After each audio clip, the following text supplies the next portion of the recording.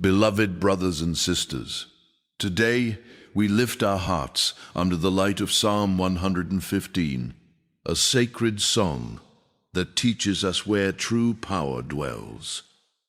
Not in human strength, not in visible symbols, not in the works of our own hands, but in the living God who reigns above all.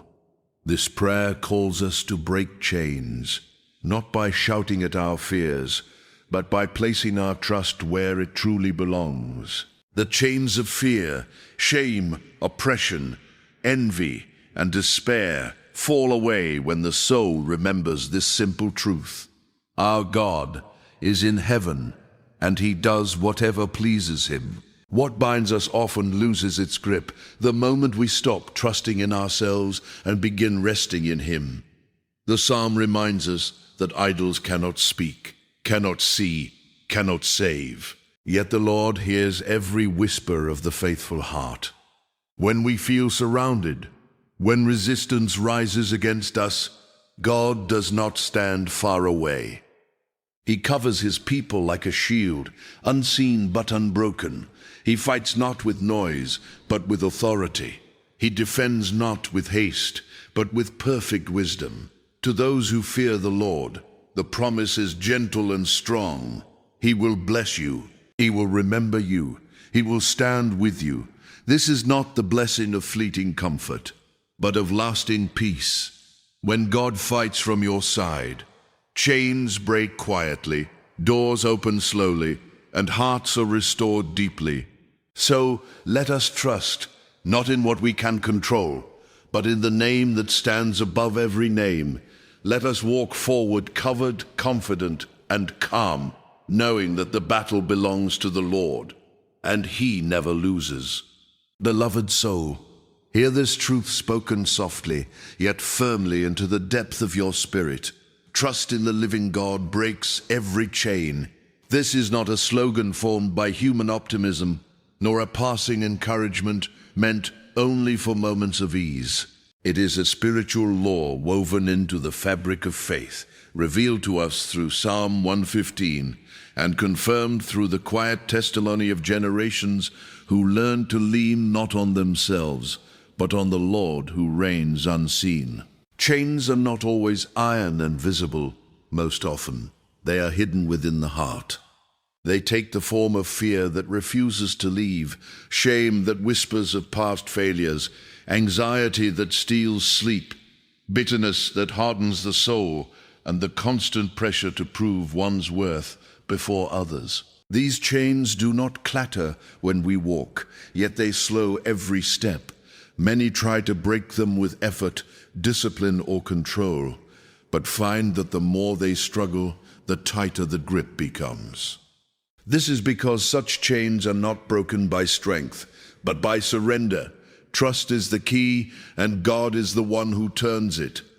The psalm gently turns our eyes away from ourselves and lifts them toward heaven.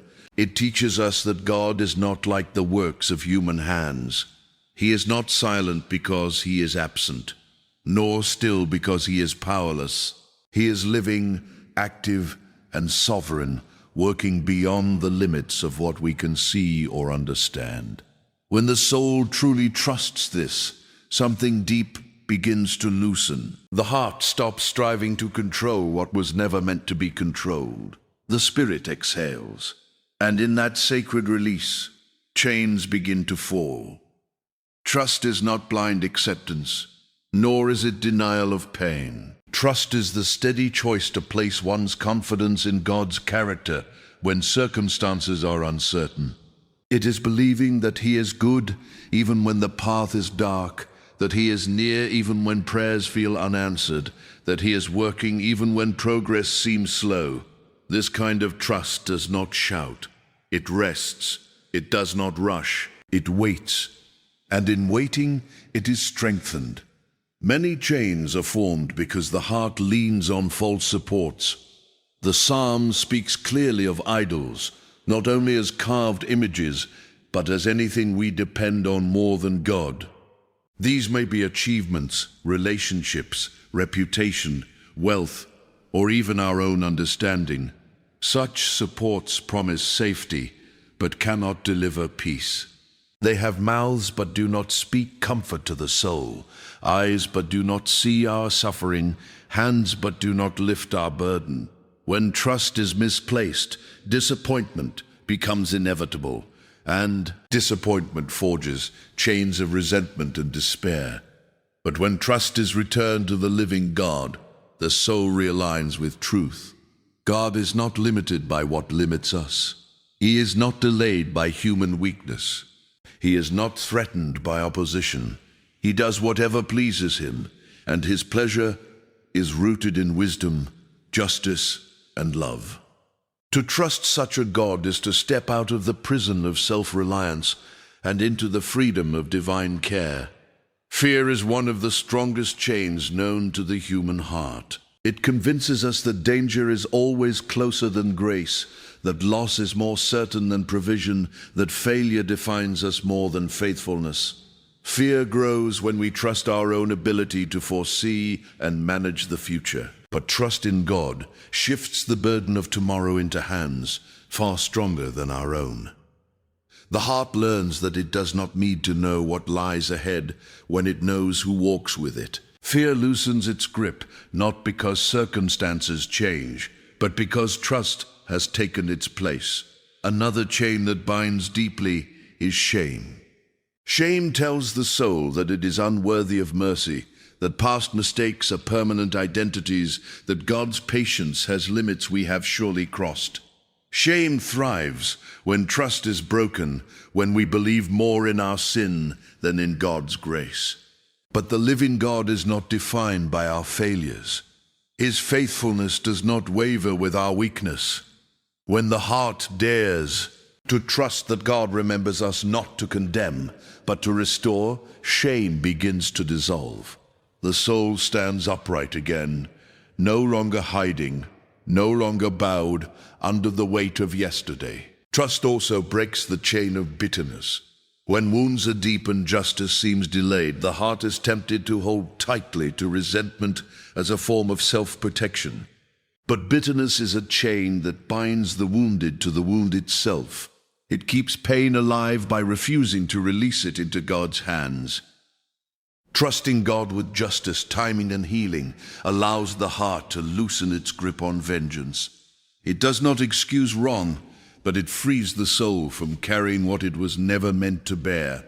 In trusting God to see, to judge, and to heal, the heart finds room to breathe again.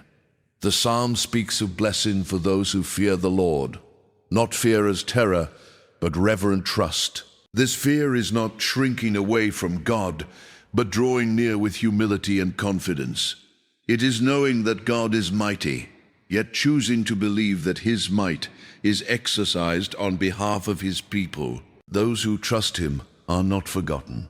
They are remembered, not as an afterthought, but as beloved. This remembrance is not passive. It is active care, quiet protection, and faithful provision. Trust is often tested in silence. There are seasons when prayers seem unanswered and the heavens appear closed. In such moments, the temptation is to believe that God has withdrawn. But silence is not absence. The living God works deeply and invisibly, shaping hearts, aligning paths, and preparing outcomes that cannot be rushed. Trust during silence is the purest form of faith. It says, "Even now I will rest."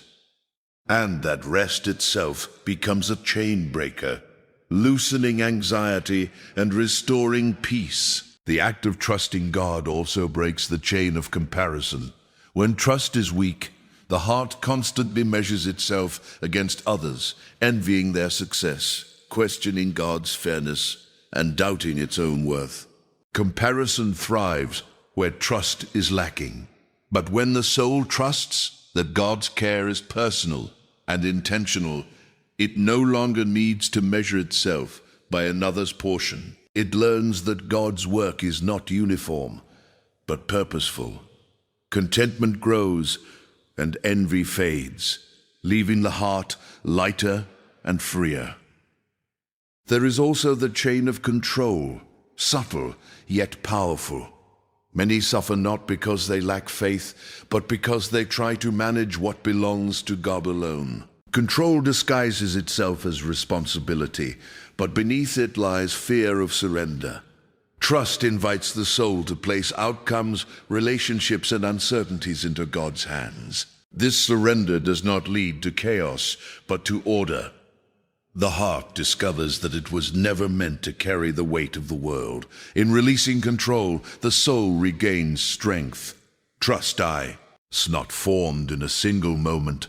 It is cultivated through repeated acts of surrender, through daily remembrance of who God is and what He has done. The psalm reminds us that God has helped His people before and will do so again. Memory becomes fuel for trust. Recalling past deliverance strengthens present faith. Each remembered mercy loosens another link in the chain. When trust takes root, the soul changes posture. It stands not in defiance, but in confidence. It walks not in haste, but in assurance. Even when battles remain, the heart knows it is covered. God fights not always by removing conflict, but by sustaining the faithful within it. Trust anchors the soul so firmly that external storms cannot uproot inner peace. To trust the living God is to choose life over fear, freedom over bondage, and peace over striving. It is to acknowledge that God is not a distant observer, but an active defender. He does not need noise to show His power, nor haste to prove His care. He works steadily, faithfully, and completely, and so the chains fall one by one. Some break suddenly, others loosen gradually. Some leave quietly, others resist before they release. But none can remain where true trust has taken hold. The living God stands unchallenged, and the soul that rests in Him discovers a freedom no chain can withstand. Beloved at heart, receive this truth with quiet confidence and peace. God Himself fights for those who place their trust in Him, and His covering is stronger than any force that rises against the faithful. This is not a battle fought with visible weapons or loud victories, but one carried out in the unseen realm, where God's authority stands unchallenged. In Psalm 115, we are gently reminded that while human strength falters and human defenses fail, the Lord remains steadfast, active, and present on behalf of His people. Many imagine God's help as something distant, arriving only at the last moment or only in dramatic displays. Yet God's way is often quieter, deeper, and more enduring. He does not always remove opposition, but He stands between His people and destruction. He does not always silence enemies, but He renders their power ineffective. God's fighting is not frantic, it is sovereign. He does not react, He rules. When the soul understands this, fear begins to loosen its grip and courage grows without noise. Life brings moments when opposition feels overwhelming. Sometimes it comes through people who misunderstand, oppose, envy, or seek harm. Sometimes it comes through circumstances that press heavily on the mind and spirit. At other times, the battle is entirely inward, fought against doubt, discouragement, temptation, or weariness. In such moments, the human instinct is to defend oneself, to retaliate, to explain, or to force an outcome. But the psalm gently redirects the heart away from self-defense and toward divine dependence. It teaches that those who trust in the Lord do not stand alone. God stands with them, and more than that, He stands for them. The idea that God fights from our side is not rooted in favoritism or pride, but in covenant love. God's commitment to His people is not conditional upon their perfection, but upon His faithfulness. He is not persuaded by the strength of the enemy, nor discouraged by the weakness of His servant. When God chooses to defend, no force can overpower His will. When God chooses to defend, no force can overpower his will. This truth brings a calm confidence that does not need to prove itself, because it rests in God's authority rather than human validation. God's covering is one of the most misunderstood aspects of faith. Many expect it to mean the absence of hardship, yet Scripture and experience teach otherwise. God's covering does not always prevent storms, but it ensures that storms do not destroy. It does not always remove pain, but it preserves the soul within pain. Like a shield unseen, God's presence absorbs blows that would otherwise crush the spirit. Often, the faithful only realize how much God has protected them when they look back and see what could have happened but did not. There are times when silence feels like abandonment. The heart cries out, and heaven seems quiet. Yet God's silence is not inactivity. While we wait, he works. While we sleep, he watches. While we grow weary, he remains strong. God's battles are not fought according to human urgency, but divine wisdom. He knows when to act, how to act, and what outcome will bring the deepest good. Trusting that God fights for us requires patience, but patience anchored in faith is never wasted. When opposition arises, God often chooses to humble rather than humiliate, to correct rather than destroy. His ways are higher than ours, and his victories are not measured only by visible outcomes, but by transformed hearts. Sometimes the greatest victory is not the defeat of an enemy, but the preservation of the soul from bitterness, pride, or despair. God fights not only against external threats, but also against the inner forces that seek to harden or corrupt the heart. The psalm contrasts the living God with powerless idols, reminding us that what lacks life cannot defend, protect, or save. Many unknowingly place their hope in such lifeless supports, status, influence, connections, or human approval, only to find them silent in moments of crisis. But the living God sees, hears, and acts. He does not need to be awakened or persuaded. He is already attentive. When God fights for his people, he does so with complete awareness of every detail, every motive, and every hidden struggle. God's defense often appears as restraint. Here are moments when the faithful are tempted to respond harshly, to speak in anger, or to act out of fear. In such moments, God's Spirit gently restrains, preventing words or actions that would lead to regret. This restraint is itself a form of protection. God fights not only by confronting enemies, but by guarding the heart from self-destruction. What feels like delay is often divine mercy at work. The assurance that God fights from our side also breaks the chain of anxiety. Anxiety grows when we believe outcomes depend entirely on our effort or ability to control events. But faith rests in the knowledge that God holds the final word. This does not lead to passivity, but to peace-filled obedience.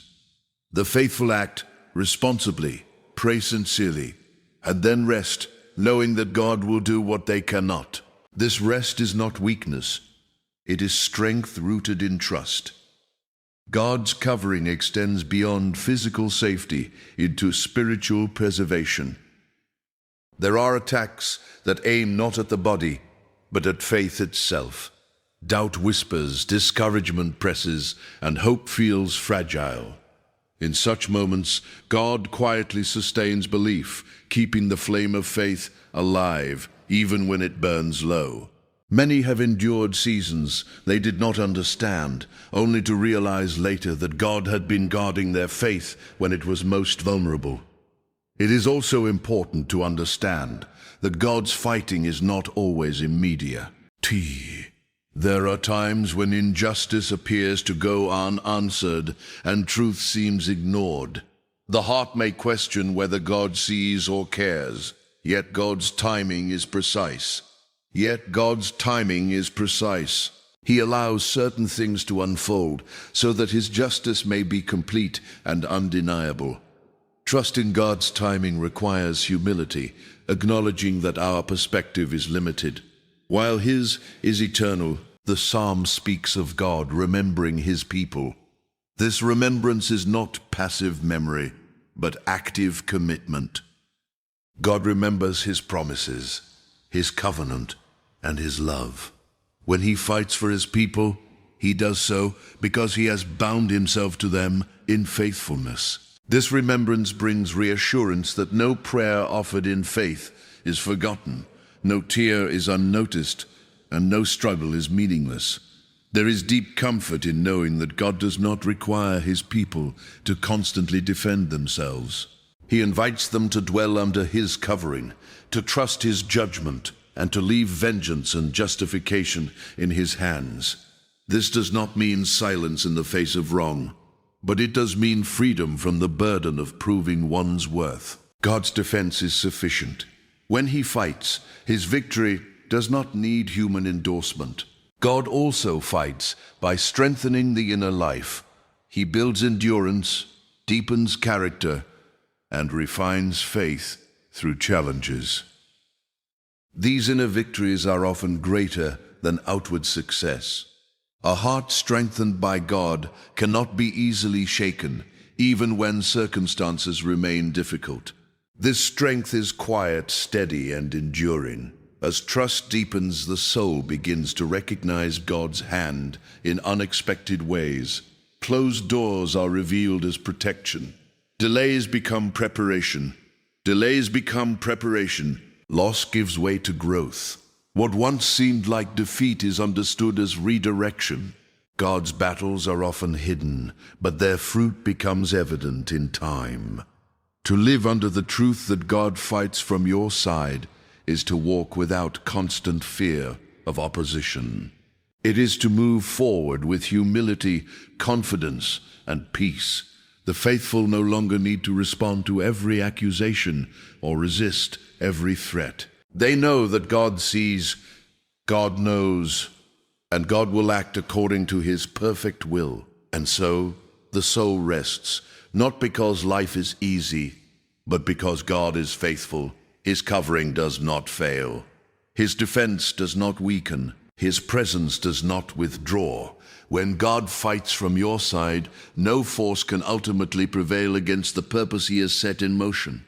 The heart that trusts this truth walks in quiet victory even before the battle appears to be won.